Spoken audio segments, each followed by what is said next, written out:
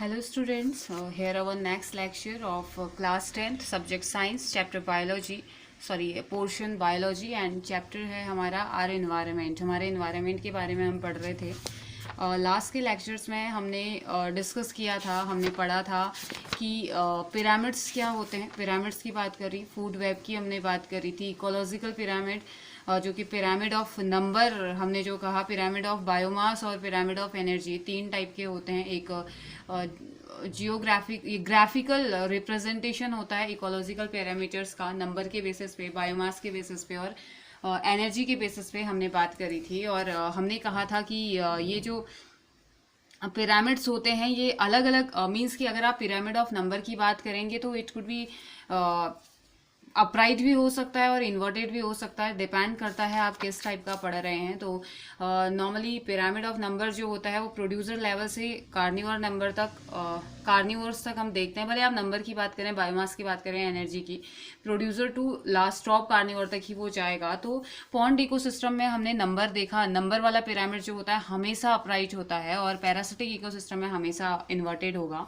फिर pyramid of biomass की हमने बात करी थी, तो हमने देखा कि पिरामिड ऑफ बायोमास भी दो टाइप का हो सकता है, अपराइट एंड इन्वर्टेड। तो जहाँ पे ग्रासलैंड इकोसिस्टम है वो अपराइट और पॉन्ड इकोसिस्टम जो था वो हमने इन्वर्टेड पढ़ा। फिर पिरामिड ऑफ एनर्जी हमने देखा कि आप कुछ भी कर लो, कहीं भी चले जाओ, पॉन्ड में चले जाओ, फॉरेस्ट में चले जाओ, ग्रासलैंड में चले जाओ, वो हमेशा अपराइट ही होगा, हमेशा ऊपर की तरफ ही होगा। जहाँ प्रोड्यूसर से टर्शियरी कंज्यूमर तक या टॉप कार्निवर्स तक अगर आप जाएंगे, टॉप लेवल तक आप जाएंगे, तो वहाँ पे हमेशा हमें प्रोड्यूसर लेवल बड़ा और टॉप कार्निवर लेवल कम ही दिखेगा। फिर हमने इफेक्ट पढ़े हमारा या ह्यूमन की जो एक्टिविटीज़ है उनका क्या इफेक्ट पड़ता है इकोसिस्टम में। तो हमने जाना कि डेजर्टिफिकेशन हम कर रहे हैं, मतलब कि लगातार अंधाधुंध कटाई जो हो रही है उससे या प्रेडेटर खत्म हो जा रहे हैं, प्रेडेटर खत्म हो रहे हैं तो उनको खाने को कुछ नहीं मिल रहा है, और जो हर्बीवोर्स हैं उनका नंबर बढ़ जा रहा है, जिस वजह से कि हमने एग्जांपल पढ़ा सहारा और रेगिस्तान का जो डेजर्ट है वो कुछ ऐसे ही बना हुआ था। फिर हमने कुछ कंडीशंस पढ़ी कि अगर सारे के सारे लायंस अगर रिमूव हो जाते हैं एक इकोसिस्टम से तो तब क्या होगा। हमने देखा कि अगर हम ये कंडीशन इसमें आ सकती है, अगर लायन खत्म हो गए तो डियर का या बाकी के जो अदर हर्बीवोर्स होंगे उनका नंबर इंक्रीज हो जाएगा, और अगर इनका नंबर इंक्रीज हो गया तो ग्रास ईटिंग एनिमल ज़्यादा हो जाएंगे और ग्रास हो सकता है ख़त्म भी हो जाए, और ग्रास ख़त्म हो जाएगी तो फिर अल्टीमेटली मतलब हम लोग ही ख़त्म हो जाएंगे।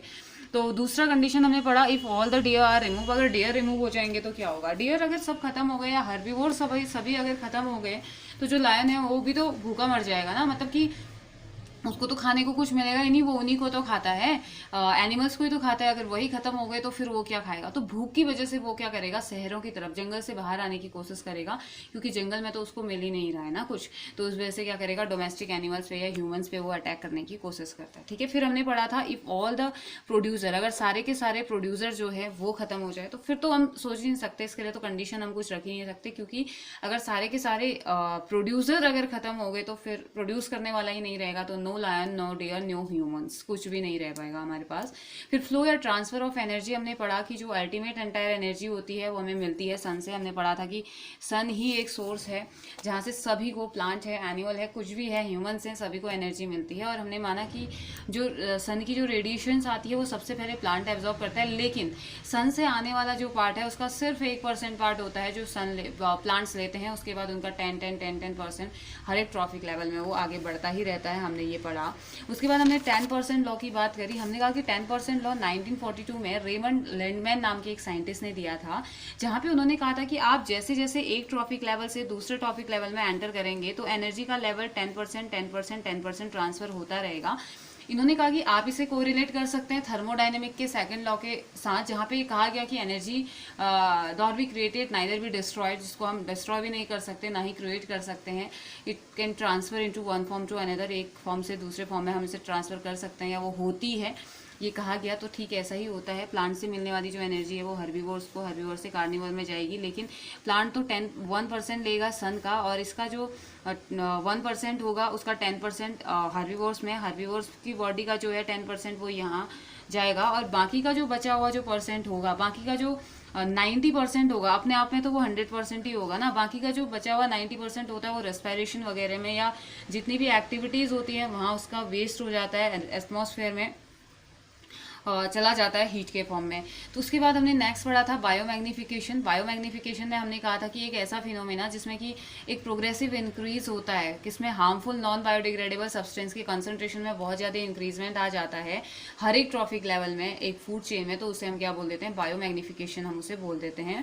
दूसरा जो टॉपिक हमने पढ़ा था ग्रीन हाउस। ग्रीन हाउस तो आपको पता है क्यों जरूरी है, हमारे अर्थ के टेम्परेचर को मेंटेन करता है और जरूरी है ग्रीन हाउस का होना, अदरवाइज हमारा टेम्परेचर अर्थ का -20 डिग्री हो जाएगा, जो कि मून के टेम्परेचर के आसपास है। तो मून में तो नहीं है ना लाइफ, अभी सर्वाइव नहीं कर सकते हम, तो वैसे ही हालात यहाँ के भी हो जाते। तो लेकिन धीरे धीरे हमने पढ़ा कि अब इस टाइम पे अर्थ का टेम्परेचर धीरे धीरे इंक्रीज होने लगा है, जिसकी वजह है हमारी एक्सेसिव यूज में जो हम ग्रीन हाउस गैसेस का, ग्रीन हाउस प्रोड्यूस करने वाली, ग्रीन हाउस को के टेम्परेचर को इंक्रीज करने वाली गैसेस का हम यूज कर रहे हैं, जैसे कि क्लोरोफ्लोरोकार्बन है, कार्बन डाइऑक्साइड है और नाइट्रस ऑक्साइड है, सल्फर डाइऑक्साइड है। ये ग्रीन हाउस गैसेज हैं, इनका कंजप्शन बढ़ रहा है, इनका अमाउंट बढ़ रहा है। तो जैसे जैसे इनका अमाउंट बढ़ रहा है ड्यू टू ह्यूमन एक्टिविटी, जैसे कि रेफ्रिजरेटर्स का यूज़ करना, एसी का बहुत ज़्यादा यूज़ करना, फ्यूल से मतलब कि पेट्रोल डीजल से निकलने वाला धुआं, ये सभी के सभी क्या कर रहे हैं, पॉल्यूशन क्रिएट करते हैं, जिससे कि टेम्परेचर इंक्रीज होता है। इन गैसेज का अमाउंट बढ़ता है तो ये अर्थ का टेम्परेचर इंक्रीज कर देते हैं, जिसकी वजह से अगली प्रॉब्लम होती है ग्लोबल वार्मिंग। तो ग्लोबल वार्मिंग एक ऐसा फिनोमिना जो कि एवरेज एटमॉस्फेरिक टेम्परेचर को इंक्रीज कर देता है हमारे अर्थ के, जिसकी वजह से बहुत सारी प्रॉब्लम्स होती हैं। हमारा ओजोन लेयर का डिप्लेशन हो रहा है, तो इसी को टेम्परेचर का बढ़ना, अर्थ के टेम्परेचर का बढ़ जाना जो कि नहीं चाहिए हमें, उसे हम ग्लोबल वार्मिंग कह देते हैं। ठीक है, तो आज का जो टॉपिक है वो है कि how do our activities affect the environment. हमारी एक्टिविटीज जैसे कि हमारी एक्टिविटीज़ क्या हैं, how do our activities affect the environment. Environment को कौन सी एक्टिविटीज़ है हमारी जो हार्म पहुंचा रही हैं, तो वो हमने पढ़ना है। जैसे कि 9th क्लास में भी हम पढ़ के आ चुके हैं कैसे हमारी एक्टिविटीज़ हमारे एनवायरनमेंट को पॉल्यूट कर रही है, ये सारी चीज़ें। तो आज थोड़ा सा आगे हम जानेंगे।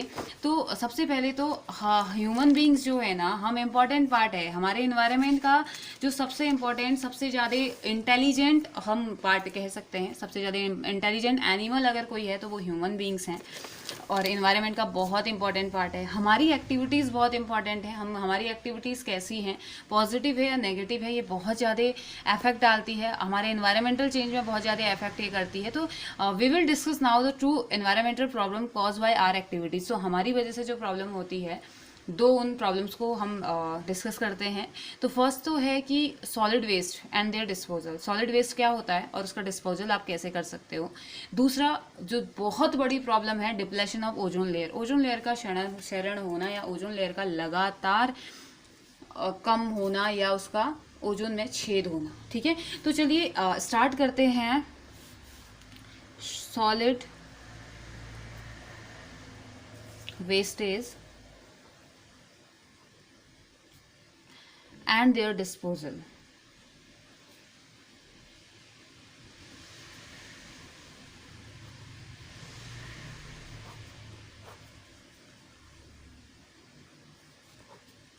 ओके, तो देखिए हमारे डेली लाइफ में हम बहुत सारे मटेरियल्स जनरेट करते हैं, हम यूज़ करते हैं और उनको फेंक देते हैं। बहुत सारी चीज़ें होती है ना, तो यूजलेस है जो, तो उसको फेंक दो, है ना। तो उसको क्या बोल देते हैं हम, वेस्ट। मतलब कि ऐसी चीज़ें जो हमारे लिए अब वेस्ट हो गई हैं, जो हमारे काम की नहीं रही, तो वो वेस्ट हो गया। मतलब कि हमने यूज़ किया, जैसे हमने फॉर एग्जाम्पल हमने बनाना खाया, अब छिलका किसी काम का नहीं है तो फेंक दो, वेस्ट ही तो है वो। आपने पेंसिल शॉर्प करी, उसका शॉर्प किया हुआ पोर्शन आपके काम का नहीं है, फेंक दो। तो ये सारी चीज़ें क्या है, वेस्ट है हमारे लिए, है ना। ये तो वेस्ट होता है, आपने एक बार यूज़ किया और उसके बाद फेंक दिया, यूज एंड थ्रो। तो जो वेस्ट मटेरियल होते हैं, वेस्ट मटेरियल कैसे कैसे हो सकते हैं, गैसियस फॉर्म में हो सकते हैं। ऑटोमोबाइल का एग्जॉस्ट हो सकता है, स्मोक फ्रॉम चिमनी से निकलने वाला धुआं हो सकता है, इंडस्ट्रीज में जो यूज़ होता है। हाउस वेस्ट हो सकता है, ऑफकोर्स हो सकता है। घर में भी तो कितने सारे वेस्ट, घर में तो सबसे ज़्यादा वेस्ट होता है ना। दूसरा लिक्विड भी हो सकता है, मतलब गैसियस में तो ये है, मतलब घर की चिमनियों से, इंडस्ट्रीज की चिमनियों से निकलने वाला धुआं। और लिक्विड की अगर हम बात करें तो इंडस्ट्रीज से भी तो बहुत सारे एफ्लुएंट्स निकलते हैं ना, सीवेज वाटर निकलता है। सीवेज तो बहुत बड़ा लिक्विड डिस्पोजल हमारा है। और सॉलिड में क्या हो सकता है, फूड वेस्ट, जो खाना आप नहीं खा रहे हो, आपने फेंका, नाली ब्लॉक कर दी, है ना। ये नहीं कि हम किसी को दे दें, मतलब किसी ज़रूरतमंद को दे दें, हम ऐसा भी तो नहीं करते हैं ना। तो दूसरा cow dung and human excreta trash and rubbish जो चीज़ें होती हैं, जो हमें लगता है कि हमारे यूज़ का नहीं है तो फेंक दो, क्या फ़र्क पड़ता है एनवायरनमेंट को, कुछ भी हो, है ना। हम इधर देखते मतलब हम एक बार ये भी नहीं सोचते कि ये डिस्पोज होगा या नहीं होगा, ये बायोडिग्रेडेबल है भी या नहीं है, हम ये नहीं सोचते, हमने यूज़ किया और फेंक दिया, है ना। तो अब देखते हैं सॉलिड वेस्ट। सॉलिड वेस्ट से हम स्टार्ट करते हैं। तो solid waste in particular get accumulated in the environment for shorter और लॉन्गर ड्यूरेशन। तो जो सॉलिड वेस्ट होता है पर्टिकुलरली अगर हम बात करें तो कुछ सॉलिड वेस्ट ऐसे होते हैं जो कि एनवायरनमेंट में शॉर्ट टाइम के लिए रहते हैं, डिग्रेड हो जाते हैं, ठीक है, उनसे कोई प्रॉब्लम नहीं है। दूसरा सॉलिड वेस्ट ऐसा होता है जो कि बहुत लंबे टाइम तक रह जाता है, वो डिग्रेड नहीं होता है, तो इससे हमें प्रॉब्लम है। तो इनका जो ये क्या होते हैं ना, ये मेन सोर्स होते हैं सॉइल पॉल्यूशन का। सॉइल को पॉल्यूट करने वाले यही होते हैं जो लंबे टाइम तक रह जाते हैं। ऐसा वेस्ट जो लंबे टाइम तक रहता है, जो बायोडिग्रेड नहीं हो पाता है, उसे सॉलिड वेस्ट कहा जाता है। तो अब चलिए जानते हैं सोर्सेज ऑफ सॉलिड वेस्ट। अब इन सॉलिड वेस्टेज के सोर्स क्या हैं, इसकी हम बात करते हैं। तो फूड वेस्ट, सबसे पहले बात करते हैं फूड वेस्ट की। फूड वेस्ट से मतलब क्या है, फूड वेस्ट से हम कहना क्या चाहते हैं। तो it include waste of vegetable and fruit. मतलब कि अब देखिए, आप वेजिटेबल और फ्रूट मार्केट में अगर आप जाते हैं तो आपने देखा होगा कि इतना सड़ी गली रहते हैं, वो ऐसे ही रोड में फेंक देते हैं, है ना, ये भी तो वेस्ट है। दूसरा किचन का जो वेस्ट है, जैसे सड़ी हुई पत्तियां या सड़ी हुई सब्जियां, फ्रूट्स एंड देयर पील्स। मतलब कि अभी हम ये नहीं देखते कि ये बायोडिग्रेडेबल है या नहीं, ठीक है, हम सिर्फ ये देख रहे हैं कि ये फूड वेस्ट है। जो फूड का जो फूड वेस्ट है मीन्स की नहीं ज़रूरत है तो हमारे लिए वो वेस्ट है, ठीक है। दूसरा उसके बाद जब हम बायोडिग्रेडेबल और नॉन बायोडिग्रेडेबल सॉलिड वेस्ट की बात करेंगे तो फिर सब इसमें ये इंक्लूड हो जाएगा। हम सिर्फ सोर्स की बात करते हैं, ठीक है। एक तो फूड वेस्ट है, दूसरा है cow dung, human excreta and farm waste, ये दूसरा हो गया। तीसरा ट्रैश एंड रबिश, इसमें क्या आता है, जैसे कि जितना भी गंदगी होती है, ऐश सैंड होता है, ईट, पॉलीथीन बैग हो गया, प्लास्टिक का वेस्ट है, और कपड़े जो फट गए हैं अब हमें नहीं चाहिए, मेटल आर्टिकल्स हैं जिनकी ज़रूरत हमें नहीं है वो। और चौथा हमारा आता है solid waste from chemical and other articles. Chemical से या बाकी के अदर आर्टिकल से जो वेस्ट आता है उसको हमने बोल दिया। फिफ्थ हमारा आता है हॉस्पिटल वेस्ट। हॉस्पिटल में भी कम वेस्ट नहीं होता है। यूज्ड कॉटन है, अब उनका काम नहीं है, बैंडेज हैं, ब्रोकन सिरिंजेस हैं, निडल्स हैं, प्लास्टिक्स हैं, यूज प्लास्टिक्स हैं, एंड ग्लास बॉटल, प्लास्टिक की बॉटल, ग्लास बॉटल, ये सारी चीज़ें हॉस्पिटल वेस्ट में आती है। हम इनको यूज़ करते हैं और ये क्या करते हैं, ये सॉलिड वेस्ट होते हैं जो कि हमारे सराउंडिंग को डर्टी और पॉल्यूट करते हैं। भले आप वेजिटेबल पील की बात करो, भले आप सिरिंज की बात करो, किसी की भी आप बात करो, कहीं ना कहीं गंदगी तो फैलाता ही है ना। आप ऐसा करते हो क्या, सब्जी काटते हो फिर टेबल में उसे सजा देते हो, ऐसा तो नहीं करते हो ना। मीन्स कि उसके जो पील्स होते हैं फेंकते ही तो हो गए कहीं। भले आप बायोडिग्रेडेबल वाले में बॉक्स में डालते हो आप उसे, या नॉन बायोडिग्रेडेबल वाले में डालते हो, बट फेंकते तो हो ना, अंदर तो सजा के नहीं रखते हो। कहीं ना कहीं गंदगी तो वो फैला रहा है ना, क्योंकि अब काम का नहीं है तो गंदगी ऑफकोर्स वो गंदगी फैलाएगा। तो ये थे हमारे सोर्सेज, सॉलिड वेस्ट के सोर्सेज। लेकिन अब इनमें से अगर हम डिवाइड करें किस में इनको, बायोडिग्रेडेबल का मीनिंग तो समझते हैं ना, जो कि खत्म हो जाता है। ऐसा वेस्ट जो ठीक है एनवायरनमेंट के लिए अगर मिक्स भी हो जाएगा सॉइल में तो वो कहीं ना कहीं फर्टिलिटी ही प्रोवाइड करेगा, हेल्प ही करेगा, है ना। Biodegradable and non biodegradable solid wastage. अब चलिए बायोडिग्रेडेबल वेस्ट की बात करते हैं। मतलब कि ये बायोडिग्रेडेबल वेस्टेज ऐसे वेस्टेज होते हैं जो कि हाउस होल्ड गार्बेज होता है, घर का जो गार्बेज होता है ना, घर की जो गंदगी हम कह सकते हैं, कूड़ा करकट जो होता है, जैसे कि ह्यूमन यूरिन है, सीवेज है, एग्रीकल्चर रेसिड्यूज हैं, कैटल डंग है, वुड है, पेपर है, क्लोथ है, और हे है, जूट हो सकता है, टी लीव्स हो सकती हैं, फ्लावर्स है, वूल है, ये सभी के सभी क्या होते हैं, ये इजीली बायोडिग्रेड हो जाते हैं। और घर में बनने वाला वेस्ट है, मतलब कि घर का वेस्ट है, नॉर्मल सा वेस्ट है जो कि हार्म नहीं पहुंचाएगा हमारे इन्वायरमेंट को, लेकिन वेस्ट तो वेस्ट है ना। लेकिन बायोडिग्रेडेबल होता है, थोड़े दिनों बाद ये मिट्टी में मिक्स होकर खाद बना देगा, उसी की खाद बना देगा। तो ये अच्छे डिग्रेड हम कह सकते हैं, बायोडिग्रेडेबल हैं, जहाँ पे को एक्शन करेंगे, माइक्रो ऑर्गेनिज्म इसमें एक्शन करेंगे, बैक्टीरिया एंड फंजाई अगर एक्ट करते हैं तो इजीली ये क्या हो जाएंगे, बायोडिग्रेडेबल हो जाएंगे, मिट्टी में मिल जाएंगे, सिंपलर फॉर्म में ये टूट जाते हैं, हार्मलेस सब्सटेंस होते हैं। एक टाइम आएगा जब पूरी तरीके से मिट्टी में मिक्स होकर अपने न्यूट्रिएंट्स मिट्टी को दे देंगे और वो न्यूट्रिएंट्स वापस से प्लांट में चले जाएंगे और प्लांट अच्छा खासा ग्रो करने लगेगा। ठीक है, ये तो हुए बायोडिग्रेडेबल वेस्ट। अब आता है harmful effect of biodegradable waste. क्या बायोडिग्रेडेबल वेस्टेज के भी हार्मफुल इफेक्ट होते होंगे? तो देखिए, अब देखो डिकम्पोजिशन, बायोडिग्रेडेबल वेस्ट का डिकम्पोजिशन जो है वो करता है प्रोडक्शन ऑफ फॉल स्मेल, गंदी सी स्मेल आती है। अगर सड़ जाएगा तो कितनी गंदी स्मेल आएगी, सोचो। आलू अगर अंदर सड़ जाता है तो कितनी गंदी स्मेल आती है। अगर मतलब कि किसी कोने में कोई आलू पोटैटो जो होता है वो कहीं चला गया ना, मतलब मिला नहीं और ध्यान नहीं गया उस तरफ, तो 1-2 दिन बाद वो जब सड़ जाता है तो कितनी गंदी स्मेल पूरे किचन से या जहाँ पे आपने रखा हुआ है कितनी गंदी स्मेल आती है। आप ट्राई कर सकते हो, अगर ऐसी जगह पे रखिए, उसको सड़ा दीजिए, कितनी गंदी स्मेल आएगी। वैसे भी सड़ी हुई स्मेल तो सबने फील ही कर रखी है ना।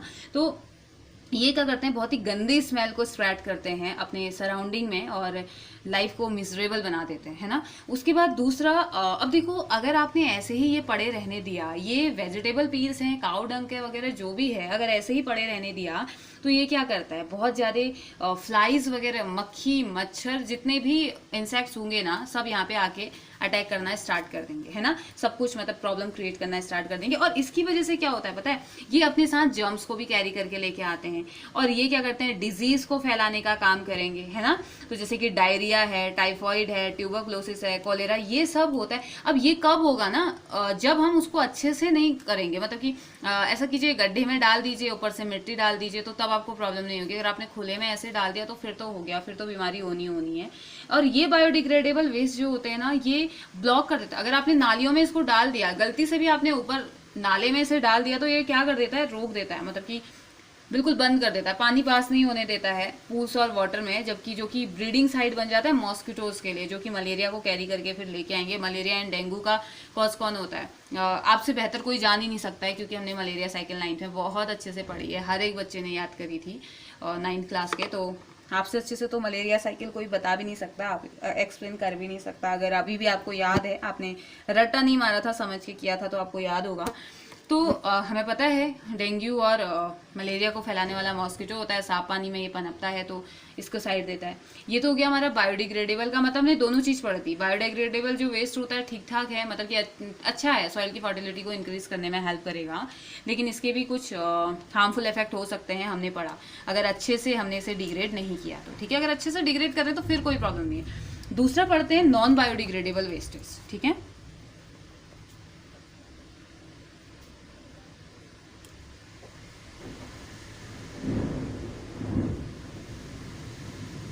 तो नॉन बायोडिग्रेडेबल वेस्ट, जैसे कि हमारी डेली लाइफ में, जैसे कि हम बहुत सारे वेस्ट को जनरेट करते हैं जो कि हम डिग्रेड नहीं कर सकते हैं नेचुरल मीन्स से। ठीक है, मतलब कि जो खत्म नहीं हो सकते हैं। नॉन बायोडिग्रेडेबल का मतलब है जिनको हम खत्म नहीं कर सकते हैं, जैसे कि माइक्रो ऑर्गेनिज्म इसमें एक्शन करेंगे फिर भी वो सिंपलर वन में नहीं टूट पाता है, तो उसे हम नॉन बायोडिग्रेडेबल कह सकते हैं। सिर्फ फिजिकल मेथड ही होती है, जैसे हीट हो गया, प्रेशर है, इस टाइप के वेस्ट के लिए, वो भी किसी किसी में ही होता है, सब में नहीं होता है। ठीक है, हीट और प्रेशर भी। तो इस टाइप के वेस्टेज को हम क्या कहते हैं, नॉन बायोडिग्रेडेबल। ऐसा वेस्ट जो कि माइक्रो ऑर्गेनिज्म के या नेचुरली जो बायोडिग्रेड नहीं हो सकता है, नेचुरली जिसको हम खत्म नहीं कर सकते हैं, उसे नॉन बायोडिग्रेडेबल वेस्ट कहा जाता है। अब इसमें क्या क्या एग्जाम्पल क्या क्या हो सकते हैं, प्लास्टिक ऑब्जेक्ट हो सकता है, सिंथेटिक फाइबर हो सकते हैं, सिंथेटिक फाइबर ऐसे फाइबर जो मैन मेड होते हैं, ग्लास ऑब्जेक्ट्स हो सकते हैं, ऑफ कोर्स ग्लास ऑब्जेक्ट होंगे, पेस्टिसाइड्स हो सकते हैं, डीडीटी हो सकता है, हैवी मेटल्स हो सकते हैं, तो बहुत सारी चीजें, पॉलीथीन बैग हो सकते हैं। तो ये सभी के सभी क्या होते हैं, नॉन बायोडिग्रेडेबल, जो कि एनवायरनमेंट को बहुत ही ज्यादा हार्म पहुंचाते हैं, क्योंकि ये डिग्रेड होते ही नहीं, इनके पास कैपेसिटी ही नहीं है नेचुरली, मतलब बैक्टीरिया और फंजाई इस पे अटैक ही नहीं कर पाते हैं, इसको सिंपल वन में तोड़ ही नहीं पाते हैं। तो उसके बाद अब इसके हार्मफुल इफेक्ट क्या होते होंगे, फिर हार्मफुल इफेक्ट में क्या क्या आता है, क्या क्या पढ़ेंगे, क्या प्रॉब्लम इससे क्रिएट होती है। जब जो बायोडिग्रेडेबल है, जो बायोडिग्रेड हो सकता है, वही जब इतना हार्मफुल है, तो ये कितना हार्मफुल होता होगा, इसके बारे में जानते हैं। ठीक है, तो some of the non biodegradable substances, जैसे कि कुछ पेस्टिसाइड, जैसे कि डीडीटी का जो सबसे पहले यूज किया गया था ना, ये मॉस्किटो के लिए ही यूज किया गया था, लेकिन जब इसका बहुत ज्यादा यूज कर लिया गया ना, तो ये देखा गया कि अब डीडीटी का उन मॉस्किटोज पे कोई असर ही नहीं हो रहा है। मतलब कि कह सकते हो, हमने वेरिएशन पढ़ा था वेरिएशन इन इनहेरिटेंस वाला जो चैप्टर पढ़ा था, हमने पढ़ा था ना कि मतलब सर्वाइव वही कर पाएगा जिसकी बॉडी में वेरिएशन आए। अब ये समझ लो कि मॉस्किटो की बॉडी में वेरिएशंस आ गए हैं, उसके जीन ने समझ लिया कि डीडीटी यूज होता रहेगा और उसने कुछ ऐसा जीन बना दिया डीडीटी से कोई असर नहीं पड़ने वाला उसका। तो अब डीडीटी पॉल्यूशन जरूर फैलाता है लेकिन मॉस्किटो नहीं मरते हैं उससे, कुछ इस तरीके की कंडीशन अब हो गई है, तो बैन करने की कगार में है। तो इंडस्ट्रियल केमिकल्स होते हैं, हैवी मेटल्स होते हैं, ये बहुत ज़्यादा हार्मफुल होते हैं। मतलब कि ये हार्मफुल इसलिए होते हैं ना क्योंकि इनका यूज़ किया जाता है मिट्टी में, मतलब सॉइल्स में ऐसे डाला जाता है, जैसे पेस्टिसाइड्स का यूज़ किया जाता है, केमिकल उसमें होते हैं, और ये फूड चेन के थ्रू एंटर करता है हमारी बॉडी में भी, ठीक है, एनिमल्स की बॉडी में, प्लांट्स की बॉडी में, और धीरे धीरे ये एक ट्रॉफिक लेवल से दूसरे ट्रॉफिक लेवल में एंटर करते ही रहता है और ह्यूमन तक भी ये पहुंच जाता है, किसी भी फूड चेन में चले जाएगा, ठीक है। और जो मैक्सिमम कंसंट्रेशन होगा इन केमिकल का, ये हमारी बॉडीज में जब पहुंच जाता है तो फिर बीमारियां होनी स्टार्ट हो जाती है। तो एक्सेसिव यूज जो होता है फर्टिलाइजर्स और पेस्टिसाइड्स का यूज क्यों करते हैं? जो फसलों में लगे हुए कीड़े मकोड़े हैं उनको मारने के लिए पेस्टिसाइड्स का यूज किया जाता है और फर्टिलाइजर्स का यूज किया जाता है ताकि हम क्या कर सकें, अपने फसलों का कंजप्शन बढ़ा सकें, उनका यील्ड बढ़ा सकें। खाद कहा जाता है लेकिन उन खाद में होता क्या है, केमिकल होता है, ठीक है, वो हमारी बॉडी में एंटर करने लगता है। तो ये इंडस्ट्रियल केमिकल वेस्ट इन्हें कहा जाता है, जो एक बार के लिए तो यील्ड अच्छा देंगे लेकिन धीरे धीरे सॉइल की फर्टिलिटी को कम करने लगते हैं और साथ ही साथ यील्ड भी कम होने लगता है। तो ये एसिडिक और एल्कलाइन सॉइल को या तो एसिडिक नेचर का है तो उसे बेसिक बना देते हैं, बेसिक नेचर का है तो उसे एसिडिक बना देते हैं, मतलब हार्मफुल इफेक्ट ये डालने लगते हैं, ठीक है। उसके बाद ये तो हो गया हार्मफुल इफेक्ट, बहुत हार्म करता है, मतलब अल्टीमेटली हम बोलें तो हमें बीमार करने की ही प्रोसेस हम यूज़ कर रहे होते हैं, ये कह सकते हैं। तो फिर आता है हमारा मोड्स ऑफ वेस्ट डिस्पोजल। तो वेस्ट को डिस्पोज हम कैसे कर सकते हैं, क्या क्या इसमें हो सकता है, ठीक है। तो अब देखो वेस्ट डिस्पोजल करने की जो मेथड होती है, मतलब कैसे हम इससे निकले, कैसे बायोडिग्रेडेबल वेस्ट को खत्म करें और कैसे नॉन बायोडिग्रेडेबल मीन्स के लिए भी हम स्टेप उठाएं। तो इसमें क्या क्या हो सकता है, इसमें हो सकता है कुछ मेथड हमें चाहिए, कुछ प्रोमिनेंट मेथड चाहिए जिसके लिए कि हम इसको डिस्पोज कर सकें। तो सबसे पहले तो लैंडफिल हमारा आता है। लैंडफिल में अगर हम बात करें तो जो अर्बन एरियाज हैं, जो अर्बन एरियाज हमारे होते हैं, majority of the solid waste are buried in low lying areas to level the uneven surface of land. मतलब कि गड्ढा खोद दीजिए, नीचे नीचे तक गड्ढा खोद दीजिए, डाल दीजिए अपना कूड़ा जो भी वेस्ट है आपका उसमें डाल दीजिए और ऊपर से फिर क्या कर देना है, इसको बंद कर दीजिए। तो ये एक अच्छा मेथड है। This method of waste disposal is called landfill. Landfill, land को भर दीजिए, ठीक है, गड्ढा खोदिए और ऊपर से वेस्ट डाल दीजिए, उसे बंद कर दीजिए। तो अच्छा मेथड है लैंडफिल का, इसे ही तो लैंडफिल कहेंगे ना। दूसरा आता है recycling of waste.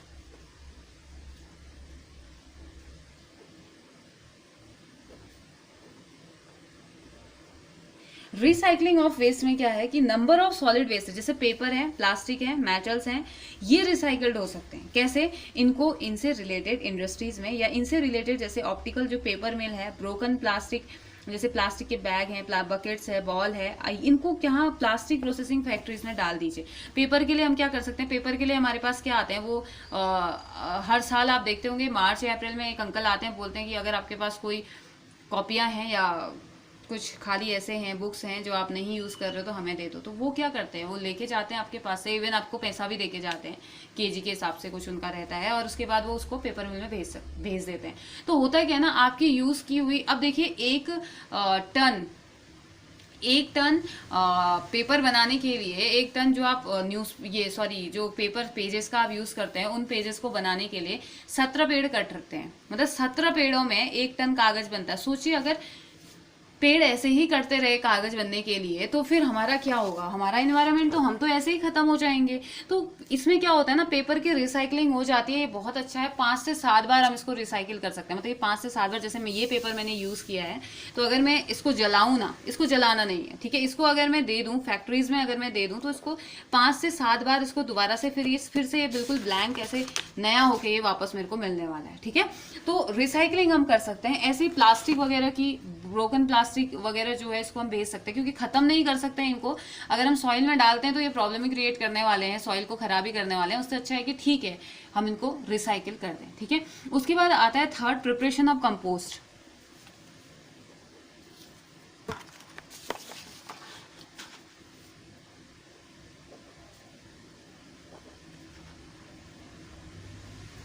Preparation of compost, इसमें क्या है, जैसे कि हाउस होल्ड, जैसे कि पीलिंग ऑफ फ्रूट्स के जो छिलके हैं, वेजिटेबल के जो छिलके हैं, बचा कुचा जो भी फूड है, डेड लीफ है जो किचन में प्रेजेंट, जैसे गार्डन प्लांट्स होते हैं, पॉटेड प्लांट्स हैं, खराब हो गए हैं, तो इनको क्या कर सकते हैं हम, कंपोस्ट में यानी कि खाद में कन्वर्ट कर सकते हैं, and use as manure, manure के फॉर्म में, खाद के फॉर्म में हम यूज कर सकते हैं, ऑफकोर्स कर सकते हैं। इन सबको मिक्स कर दीजिए, मिट्टी में मिला दीजिए, तो ये कंपोस्ट का काम करेगा, न्यूट्रिएंट्स सारे मिल जाएंगे उसको, सॉइल को सारे न्यूट्रिएंट्स मिलेंगे, और जो अगला प्लांट ग्रो हो रहा है उसे अच्छा खासा मिनरल मिल जाएगा। तो ये तो हो गया हमारा कुछ मेथड हमारे, ठीक है। और एक और मेथड आती है बर्निंग एट हाई टेम्परेचर। बहुत हाई टेम्परेचर पे आप इसे बर्न कीजिए, इंसिनरेशन, इंसिनरेशन इसे कहा जाता है। एक ऐसी प्रोसेस जिसमें कि जो भी सब्सटेंस है,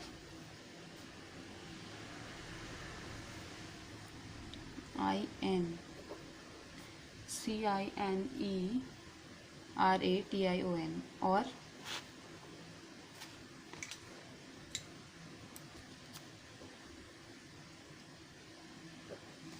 बर्निंग एट हाई टेम्परेचर।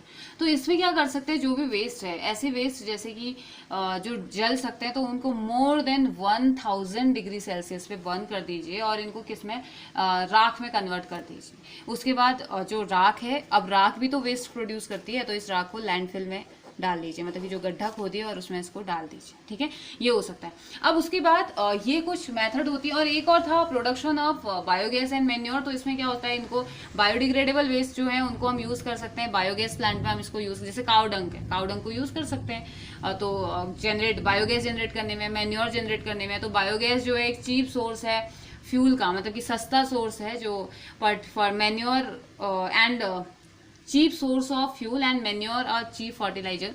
तो एक चीप सोर्स है फ्यूल का, और मैन्योर एक फर्टिलाइजर का, मतलब एक चीप फर्टिलाइजर है, जो सबसे सस्ता फर्टिलाइजर हम कहते हैं, केमिकल फ्री ऑर्गेनिक फर्टिलाइजर हम कह सकते हैं, केमिकल उसमें बिल्कुल भी नहीं होता है, और बिल्कुल काउ डंक है, बफेलो डंक है, इनका हम यूज़ कर सकते हैं, है ना, इनको इससे बचने के लिए। तो ये तो हमारे सॉलिड वेस्टेज थे, एंड इनका डिस्पोजल कैसे किया जाए, बायोडिग्रेडेबल, नॉन बायोडिग्रेडेबल, दो टाइप के थे। फिर इनका डिस्पोजल हमने पढ़ा, लैंडफिल से कर सकते हैं, रिसाइकलिंग से कर सकते हैं, कंपोस्ट का प्रिपरेशन कर सकते हैं, बर्निंग एट हाई टेम्परेचर हम कर सकते हैं, और production of biogas and manure, तो बायोगैस और मैन्योर का प्रोडक्शन हम इससे कर सकते हैं। तो कुछ इस तरीके से हम क्या कर सकते हैं, इसको कम कर सकते हैं, जो पॉल्यूशन लेवल है इसको हम कम कर सकते हैं। उसके बाद नेक्स्ट जो टॉपिक आता है ना, नेक्स्ट टॉपिक हमारा आता है ozone layer and how it is being depleted. Ozone layer क्या है और कैसे ये डिप्लेटेड हो रही है, कैसे इसका क्षरण हो रहा है, उसकी बात करते हैं, ठीक है। तो सबसे पहले तो बात करते हैं हम ओजोन लेयर की। ओजोन एक फॉर्म है ऑक्सीजन का, इसका फॉर्मूला होता है O3, ठीक है। ओजोन के बारे में भी मुझे याद आ रहा है, हमने 9th में पढ़ा था। तो ये क्या होता है, एक ट्राई एटॉमिक मॉलिक्यूल है ऑक्सीजन का। ट्राई एटॉमिक, ट्राई मीन्स होता है 3, तो 3 ऑक्सीजन के मॉलिक्यूल आपस में जब कंबाइंड हो जाते हैं तो ये ओजोन का फॉर्मेशन ये करते हैं, ठीक है। लेकिन आपको पता है ओजोन हाईली पॉइजनस होती है, 9th में हमने पढ़ा था। ओजोन लेयर हमारे लिए इंपॉर्टेंट है, लेकिन ओजोन हमारे लिए पॉइजनस होती है, ठीक है। तो इसीलिए ये हमारे एटमॉस्फेयर में प्रेजेंट ही नहीं होती है, ठीक। ये मतलब एटमॉस्फेयर के अपर मोस्ट पार्ट में, हमारे आसपास से प्रेजेंट नहीं होती है। तो ozone is present in upper part of atmosphere called stratosphere. This is the most important question कि ओजोन लेयर कहाँ पे होती है। तो ओजोन लेयर होती है हमारी स्ट्रेटोस्फेयर में। ये क्वेश्चन भी ऐसा है जो आप भले आप कोई कॉम्पिटेटिव एग्जाम दें, आप 10th का एग्जाम दें, आपको ये क्वेश्चन मिलने ही मिलने वाला है, या फिलअप्स में आपको मिलेगा या वैसे आपको मिलेगा कि ओजोन लेयर हमारी कौन सी एटमॉस्फेयर की कौन सी लेयर में प्रेजेंट रहता है। तो ये स्ट्रेटोस्फेयर में प्रेजेंट रहता है। ओजोन का फॉर्मूला O3 होता है, यानी कि 3 ऑक्सीजन के मॉलिक्यूल आपस में कंबाइंड होंगे तब जाके ये इसको बनाएगा, ठीक है। तो अब होता क्या है ना, स्ट्रेटोस्फेयर में ओजोन जनरेट होती है और फोटो डिसोसिएट होती है simultaneously by the absorption of harmful ultraviolet radiation among from the sun. होता क्या है, O3, अब जब ओजोन का डिप्लेशन हो रहा होता है ना, कुछ इस तरीके से होता है।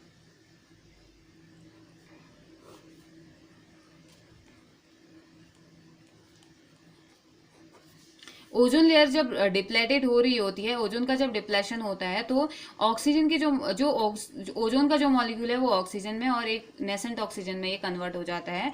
तो ये क्या होता है ना, ये करता है प्रॉब्लम। ऑक्सीजन की जरूरत हमें नीचे होती है, ना कि स्ट्रेटोस्फेयर में। अगर ओजोन लेयर यानी कि ओजोन का मॉलिक्यूल ऑक्सीजन में टूट गया तो खत्म कहानी, वहां पे धीरे धीरे ओजोन का डिप्लेशन होना स्टार्ट हो जाता है। ये होता है हमारी एक्टिविटीज की वजह से, जो हमारी एक्टिविटीज ग्रीन हाउस इफेक्ट को बढ़ा रही हैं, ठीक है। तो अब देखो ओजोन लेयर को क्या कहा जाता है,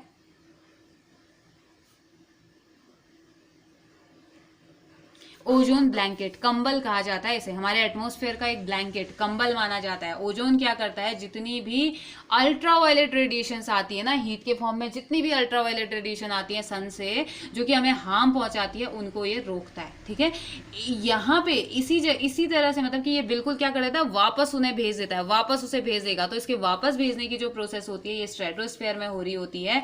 और प्रोटेक्टिव शील्ड यहाँ पे को प्रेजेंट रहते हैं, अलग अलग लाइफ फॉर्म में इसमें प्रेजेंट रहते हैं, जो कि हार्मफुल अल्ट्रावायलेट रेडिएशन से हमको बचाने का काम करती है। ठीक है, मतलब कि अगर सीधे सीधे ओजोन लेयर के बारे में आपसे कोई पूछे तो आप कह देंगे कि ओजोन का फॉर्मूला O3 होता है, ये हमारे एटमॉस्फेयर के स्ट्रेटोस्फेयर वाले लेयर में प्रेजेंट होती है। ओजोन लेयर हमें हार्मफुल अल्ट्रावायलेट रेडिएशन से बचाती है, जो कि सन से आती है, उन्हें वापस भेज देती है, अर्थ में उन्हें वो नहीं पहुंचने देती है। ठीक है, अब बात आती है कि और ओजोन एक पॉइजनस गैस है अगर ये हमारे एनवायरनमेंट में प्रेजेंट है तो। अब बात आती है कि ओजोन डिप्लेशन क्या है फिर, और ये कैसे डिप्लेट हो रही है। तो thinning of ozone layer, ozone layer जो थिक लेयर है इसकी लेयर होते जा रही है पतली पतली। ठीक है, तो इसकी लेयर का पतला होना या कहीं कहीं पे किसी जगह में इसकी लेयर्स का खत्म हो जाना, एक होल का फॉर्मेशन होना, इसे ही क्या कहा जाता है, ओजोन डिप्लेशन। ठीक है, ओजोन जो है वो डिप्लेट हो रही है एयर पॉल्यूशन की वजह से, नॉर्मली एयर पॉल्यूशन की वजह से ये हो रही है। और उस एयर में पॉल्यूशन में जो गैसेज हैं वो एक तो है CFC, जिसे क्लोरोफ्लोरोकार्बन्स कहा जाता है, ये एयर को पॉल्यूट कर रही है और मेनली रिस्पॉन्सिबल है डिप्लेशन ऑफ ओजोन के लिए। ठीक है, ओजोन के डिप्लेशन के लिए। साथ ही साथ यहाँ पे प्रेजेंट है ऑक्साइड ऑफ नाइट्रोजन, नाइट्रोजन के जो ऑक्साइड है, मीथेन जो है, ये सभी के सभी, और सल्फर डाइऑक्साइड है, ये सभी के सभी क्या कर रहे हैं, ओजोन डिप्लेशन में बहुत बड़ा पार्ट ले रहे हैं। और इनमें भी CFC में भी सबसे ज्यादा, क्लोरोफ्लोरोकार्बन में सबसे ज्यादा जो हार्म पहुंचा रहा है ना वो क्लोरीन पहुंचा रहा है। तो वो ऐसे पहुंचा रहा है कि ये जैसे ही स्ट्रेटोस्फेयर में पहुंच रहा है ना CFC, वैसे ही क्या कर दे रहा है, इस ऑक्सीजन के 3 मॉलिक्यूल को O2 और 2 में तोड़ दे रहा है। तो जब इस कंडीशन को, जब ये कंडीशन हो जाती है ना, तो इस कंडीशन को ओजोन डिप्लेशन कहा जाता है, क्योंकि वहां ऑक्सीजन के मॉलिक्यूल की जरूरत नहीं है, वहां ऑक्सीजन ये बना दे रहा है क्लोरीन उससे एक्ट करके। ठीक है, तो सबसे ज्यादा हार्मफुल होती है। और water vapour is also responsible for ozone depletion, तो ओजोन डिप्लेशन के लिए ये भी रिस्पॉन्सिबल होता है। ठीक है, तो क्लोरोफ्लोरोकार्बन क्या होते हैं, हार्मफुल केमिकल्स होते हैं जो कि वाइडली यूज किए जाते हैं रेफ्रिजरेटर में, एयर कंडीशनर में, या जितने भी अदर कूलेंट्स होते हैं, मतलब फायर एक्सटिंग्विशर में इसका यूज किया जाता है। तो एक बार अगर ये रिलीज हो गए, मतलब कि फ्रिज से निकलने वाली हवा अगर चले गई, तो ऑफकोर्स निकलती है, हर बार निकलती है, तो ये हार्मफुल केमिकल्स को प्रोड्यूस करती है, और जो क्लोरीन है वो एक्टिव क्लोरीन में कन्वर्ट हो जाती है। ठीक है, जो कि ये क्या करते हैं, अब यहाँ पे को जैसे ही ऊपर जाएगी ऑक्सीजन के, ओजोन के मॉलिक्यूल को तोड़ देगी। अब इस ओजोन का मॉलिक्यूल टूट गया तो ऑक्सीजन के पास कोई कैपेसिटी नहीं है कि वो अल्ट्रावायलेट रेज को रोक सके। ठीक है, तो ये क्या हो जाता है, ऑक्सीजन में कन्वर्ट कर देता है, और जिस वजह से ओजोन जो लेयर है अब O3 O2 में कन्वर्ट हो जाएगा, तो प्रॉब्लम तो होगी ना, थिकनेस इसकी बढ़ जाती है। ठीक है, तो ये पतली पतली होते ही रहती है। तो जो अमाउंट है एटमॉस्फेरिक ओजोन का, जो अमाउंट है, ये मोस्ट इंपॉर्टेंट टर्म ये है हमारा इसमें कि कैसे नापा जाता है। तो इसके लिए एक यूनिट होती है, डेप्सन यूनिट होती है, डेप्सन स्पेक्ट्रोमीटर होता है, जिससे कि ओजोन लेयर की चौड़ाई या ओजोन लेयर की मोटाई को नापा जाता है। डेप्सन यूनिट होता है, डेप्सन उसे कहते हैं। और एक सिंगल क्लोरीन का जो मॉलिक्यूल होता है ना बेटा, एक क्लोरीन जब स्ट्रेटोस्फेयर में जाता है, अब आप आइडिया लगा सकते हो कि एक ही तो जाता नहीं होगा, है ना, इतने लोग। अगर आप ये मान लो कि चलो AC किसी के पास नहीं है, पिथौरागढ़ में है, लेकिन मैं मान रही हूँ कि चलो मैंने मान लिया कोई नहीं है, और रेफ्रिजरेटर आप मानते हो नहीं होगा किसी के पास, ऑलमोस्ट सभी के पास, मतलब कि 98% मैं मानती हूँ कि होगा, 98% लोगों के पास होगा। तो उस 98% में से आपको लगता है कि CFC नहीं जाती होगी, एक ही मॉलिक्यूल जाता होगा CFC का, आइडिया लगा सकते हैं कितना जाता होगा। ठीक है, तो मैं सिर्फ एक मॉलिक्यूल की बात कर रही हूँ, बाकी आइडिया आपने लगाना है। ठीक है, एक मॉलिक्यूल क्लोरीन का जब स्ट्रेटोस्फेयर में जाता है, यहाँ जाने के बाद ओजोन के मॉलिक्यूल को ऑक्सीजन में कन्वर्ट कर देता है। तो एक क्लोरीन का मॉलिक्यूल आपको पता है कितने ऑक्सीजन के मॉलिक्यूल, कितने ओजोन के मॉलिक्यूल को ऑक्सीजन में कन्वर्ट करता है, 1 लाख। और सिर्फ एक क्लोरीन 1 लाख ओजोन के मॉलिक्यूल को ऑक्सीजन में कन्वर्ट कर देता है, जिसका वहां यूज है ही नहीं। ये ओजोन नीचे भी तो, ये ऑक्सीजन नीचे भी तो नहीं आएगी ना, ये प्रॉब्लम होता है।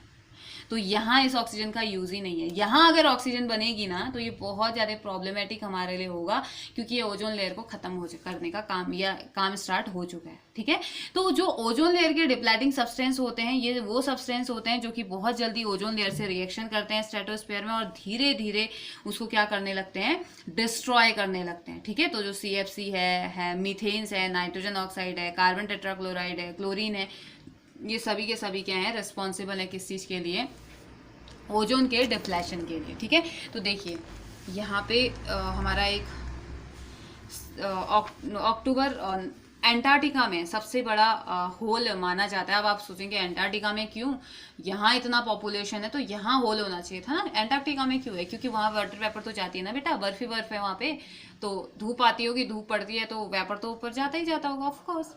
तो उस वेपर से भी क्या होता है, जो ओजोन का मॉलिक्यूल है वो ऑक्सीजन में कन्वर्ट होता है और वहाँ पे अब देखिए अक्टूबर 1980 में देखा गया था, ये होल इतना था, मतलब कि ओजोन लेयर, ये है ओजोन लेयर और ये होल हो गया है।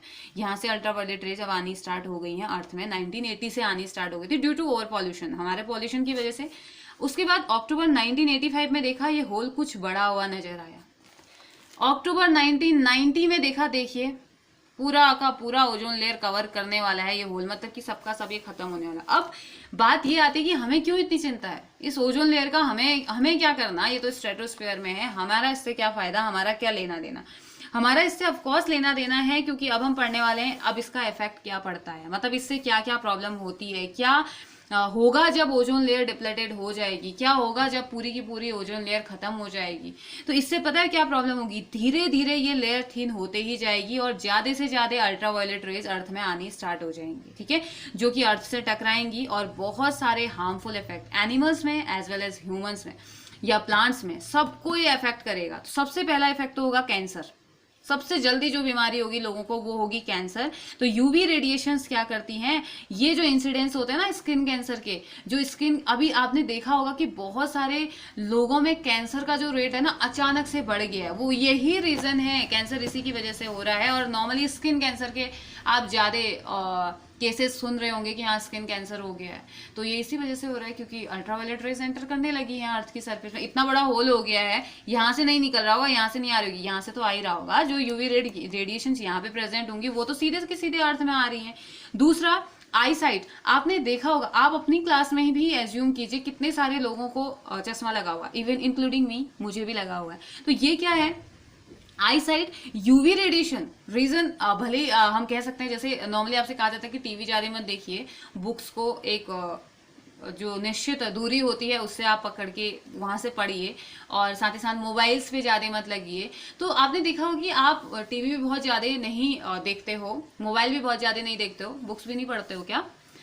तो जस्ट किडिंग। तो बुक्स आप ठीक है एक बिल्कुल अप्रोक्स जितना डिस्टेंस होना चाहिए उस डिस्टेंस से आप पढ़ते हो, मतलब ढंग से पढ़ रहे हो, ऐसा कोई प्रॉब्लम नहीं है। उसके बावजूद भी आपकी आई साइट वीक हो जाती है, या किसी की, हमारी आई साइट वीक हो जाती है। तो ऐसा क्यों, आखिर कॉज क्या हो सकता है इसका? तो एक कॉज इसका ये है, हालांकि अलग अलग कॉज हो सकते हैं, लेकिन एक कॉज ये भी है कि जो यूवी रेडिएशन जो आती है वो हमारी आइज को क्या पहुंचाती है, बहुत जल्दी हमारी आइज को डिम कर देती है, हमारी आइज की जो लाइटनिंग होती है उसे डिम कर देती है, फोटो बर्निंग उसे कहा जाता है। इसीलिए धूप में जब निकलते हैं तो कहा जाता है कि रेडिएशन फ्री, मतलब कि चश्मा आप लगाइए जिससे कि आपकी आंखें बची हुई रहेंगी। तो ये इंसिडेंस इंक्रीज हो रहे हैं। कैटरेक्ट जो होता है, मोतियाबिंद जो आंखों में होता है, बहुत ज्यादा केसेस आप देखते हैं। हालांकि नॉर्मली ओल्ड एज में ये देखा जाता है, लेकिन मैंने तो ये भी मतलब कि ये बीमारी ही ओल्ड एज की होती है, लेकिन कुछ रेयर केसेस ऐसे भी है ना जो बच्चों में भी देखे गए, 14-15 साल के बच्चे, और यंग वन में जैसे 21-22 साल के जो होते हैं, या 24-25 साल में, ये भी कैटरेक्ट देखा गया। ये कुछ नहीं है, ये एक कॉज इसका है, यूवी रेडिएशन एंटर करने लगी है, क्योंकि इतना ज़्यादा पॉल्यूशन फैला दिया है तो ओजोन लेयर घटने लगा है। ओजोन लेयर है ही नहीं तो फिर कौन है, बचा तो कोई नहीं सकता, क्योंकि हमारी एक्टिविटी है वो हमने खुद के लिए ही बना के रखा है ये सब कुछ, नेचर ने तो हमें अच्छा खासा दिया था, है ना।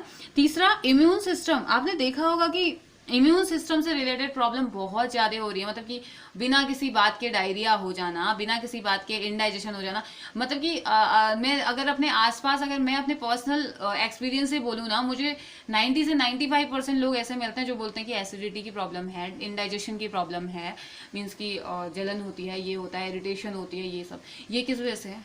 एक कॉज इसका यही है, इनडाइजेशन का कॉज यही है, आपका इम्यून सिस्टम प्रॉपर काम नहीं कर रहा है। मतलब कि इम्यून सिस्टम में इनडाइजेशन में इसलिए आई ना, क्योंकि इम्यून सिस्टम क्या है हमारा, जब भी आपको कोई भी प्रॉब्लम होती है तो सीधे इनडाइजेशन में, मतलब कि खाने पे, आपके स्टमक पे वो अटैक करता है, इसलिए मैं इम्यून सिस्टम पे आई। और इम्यून सिस्टम नॉर्मली होता क्या है, जो आपकी वाइट ब्लड सेल्स हैं जो फॉरेन पार्टिकल से फाइट करती हैं, मतलब कि आपकी बॉडी में जितना भी हार्मफुल सब्सटेंसेस आ रहे हैं, फॉरेन पार्टिकल जो आ रहे हैं, उससे फाइट करता है, जो मतलब कि बीमारियों से जो लड़ता है, वो क्या है, हमारा इम्यून सिस्टम है। लेकिन धीरे धीरे वो इम्यून सिस्टम वीक हो रहा है, कभी बिना किसी बात के सर्दी जुकाम हो जाना, बुखार आ जाना, छोटा सा, मतलब थोड़ा सा इन्वायरमेंटल चेंजेस हुआ नहीं, बस हमें प्रॉब्लम स्टार्ट हो जा रही है। तो ये एक रीजन है किसका, मतलब कि बॉडी की जो रेसिस्टेंस है ना, डिजीज से लड़ने का जो रेसिस्टेंस है, वो पावर खत्म हो रहा है, ठीक है। उसके बाद एम्ब्रायनिक मोर्टेलिटी, मतलब कि हार्मफुल यूवी रेडिएशन की वजह से जो मोर्टेलिटी, मतलब कि जो बच्चों की जो डेथ हो जा रही है, मतलब कि पैदा होते ही बच्चों की डेथ हो जा रही है, मदर की डेथ हो जा रही है। हालांकि बहुत सारे रीजन इसके हैं, लेकिन एक रीजन ये भी है। और वॉर्म में ही बच्चे का अबॉर्ट हो जाना, तो ये बहुत सारे हम कह सकते हैं कॉजेज हैं, जिसमें कि हम कह सकते हैं यूवी रेज एंटर कर रही हैं, क्योंकि ओजोन लेयर काम नहीं कर रही, ठीक है। और इसका सीधा सीधा असर कहाँ पड़ेगा पता है, फोटोसिंथेसिस में। यूवी रेज क्या कर देती हैं, फोटोसिंथेसिस के रेट को 18 से 25% तक कम कर देती हैं, ठीक है। साथ ही साथ ग्लोबल वार्मिंग क्या करता है, ग्लोबल वार्मिंग तो ऑफ कोर्स ग्लोबल वार्मिंग तो है ही है, तो ये फोटोसिंथेसिस को भी कम कर देता है, और साथ ही साथ जो कंसंट्रेशन है CO2 का, उसको इंक्रीज कर देगा।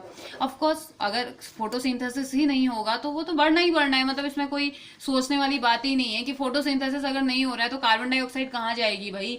फोटोसिंथेसिस का रेट कम हो जाएगा तो कार्बन डाइऑक्साइड को तो एंटर करना ही करना है ना, तो ये हो जाएगा, जिसकी वजह से global warming, carbon dioxide gas का कंजप्शन बढ़ेगा तो टेम्परेचर इंक्रीज हो जाएगा, ग्लोबल वार्मिंग होगी। ग्लोबल वार्मिंग से और क्या हो सकता है, ओजोन लेयर तो हमने पढ़ लिया, तो ग्लोबल वार्मिंग से सी लेवल बढ़ सकता है, क्योंकि जितने भी मतलब कि जितना भी आइस कैप्स है, मतलब कि पोलर रीजन जो है, बर्फ पिघलने लगेगी। बर्फ पिघलने की वजह से नदियों का लेवल, पॉन्ड का लेवल, नदियों का लेवल, सी का लेवल, ओशन का लेवल, इन सभी का लेवल इंक्रीज होगा या नहीं होगा। लेवल इंक्रीज होने की वजह से वहां पे जो एक्वेटिक एनिमल है, टेम्परेचर, साथ ही साथ पानी गर्म हो जाएगा, तो उस एनवायरनमेंट में जो रह ही नहीं सकते हैं वो कैसे जिंदा रहेंगे। और जैसे मान लो ये सी लेवल है, सी लेवल बढ़ जाएगा तो यहाँ तक तो बढ़ेगा ही बढ़ेगा, यहाँ पे रहने वाले लोग, उनका क्या होगा, सबमर्ज हो गए, यहाँ पे रहने वाले प्लांट वो सबमर्ज हो गए, और साथ ही साथ हाई टेम्परेचर, यहाँ पे रहने वाले जितने भी एनिमल्स हैं उनकी डेथ। तो कितना ज्यादा लॉस होगा, फ्लड की कंडीशन आएगी या नहीं आएगी, बाढ़, पूरा बाढ़ ही बाढ़ हो जाएगी सब जगह, तो बहुत सारी प्रॉब्लम क्रिएट होंगी। तो हमें ध्यान रखना है अपने एनवायरनमेंट का, हमें ध्यान रखना है कि डिफॉरेस्टेशन ना हो, हमें ध्यान रखना है कि हम कम से कम जैसे ऑटोमोबाइल्स का यूज हम नहीं कह सकते कि कम कीजिए, मतलब कि यूज नहीं कीजिए हम नहीं कह सकते, लेकिन अगर हमने कम डिस्टेंस ट्रेवल करना है तो हम साइकिल का यूज कर सकते हैं, क्योंकि वो पॉल्यूशन नहीं फैलाएगा। तो या CNGs वगैरह का, नेचुरल गैसेस का हम यूज कर सकते हैं, हम ऐसी गाड़ियों का यूज कर सकते हैं जो CNG से चलती हैं, क्योंकि इनका कंजप्शन, मतलब कि इनका जो पॉल्यूशन लेवल है वो कम है, पेट्रोल और डीजल से कम पॉल्यूशन ये फैलाते हैं। तो बहुत सारे ऐसे मेजर्स हैं जिनको हम कम से कम यूज करके अपने एनवायरनमेंट को बचा सकते हैं। तो ये हमारे इस चैप्टर में था, हम अपने एनवायरनमेंट को कैसे बचाते हैं, हमने अपने एनवायरनमेंट से क्या सीखा, हमारा एनवायरनमेंट हमें क्या क्या देता है। तो यहाँ पे मेरे हिसाब से चैप्टर तो कंप्लीट है ही है, साथ ही साथ हमारा बायो का कोर्स भी बेटा कंप्लीट हो चुका है, क्योंकि कुछ चैप्टर्स हैं जो CBSE ने एलिमिनेट कर दिए हैं। एक तो मैनेजमेंट ऑफ नेचुरल रिसोर्सेज, ये खत्म हमारा हो चुका है, ये चैप्टर CBSE ने एलिमिनेट कर दिया, और इससे पहले सेकंड चैप्टर जो था वो भी एलिमिनेट हुआ है, लेकिन वो तो हमने पढ़ लिया था। और हेरिडिटी एंड इवोल्यूशन में इवोल्यूशन वाला पोर्शन पूरा एलिमिनेट था, तो यही चैप्टर हमारे कुछ बचे हुए थे। तो अब आपका काम क्या है, क्योंकि कोर्स कंप्लीट हो गया, तो अब मैं आपके करूँगी नोट्स चेक। मुझे मैसेज कर दीजिएगा M² साइंस PGT वाले जो हमारी आईडी है, आप वहाँ मैसेंजर में आप मुझे कर सकते हो। आपके जो जो नोट्स हैं आपने मुझे सेंड करने हैं, ठीक है। मैंने पढ़ा दिया है तो आप नोट्स सेंड करेंगे। और मेक श्योर कि जो आपको नहीं आ रहा है आप पूछिए बेटा, ऐसा कोई प्रॉब्लम नहीं है। आपको अगर नहीं आ रहा है तो आप पूछिए, लेकिन आपके डायग्राम होने चाहिए, आपके नोट्स कंप्लीट होने चाहिए, आपका सारी चीज़ें कंप्लीट होनी चाहिए। ओके, तो हैव ए नाइस डे, पढ़िए, ऑल द बेस्ट।